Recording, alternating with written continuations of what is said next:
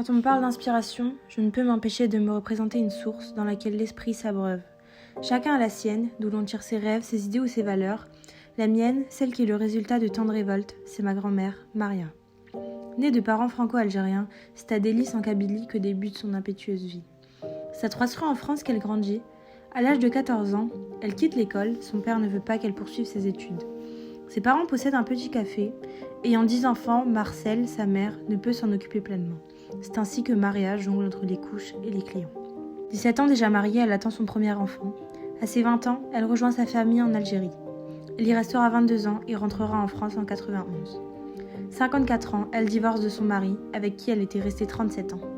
Elle devra donc rentrer à Total en tant qu'employée de station. Mamie Maria prendra sa retraite à 70 ans. Déception pour elle qui allait travailler avec le sourire. 71 ans, c'est la douche froide. On la diagnostique d'un cancer de l'utérus. Elle réussit malgré tout à tenir le coup. Elle se bat avec acharnement contre la maladie. Ses efforts paient, elle entre en rémission. 9 mois après, le cancer récidive, on la diagnostique d'un cancer du sein. Elle ne cède pas et continue de se battre. Elle lutte avec ténacité malgré les hauts et les bas. Voilà 1 an et demi qu'elle est de nouveau en rémission. Les pages de sa vie se consument pas à pas. Elle en a vécu des choses, mais ce n'est pas pour autant qu'elle abandonnera. Je l'admire, car malgré tout cela, la flamme envahissant ses yeux ne cessa jamais de briller. Elle a toujours apprécié les choses que la vie lui offrait.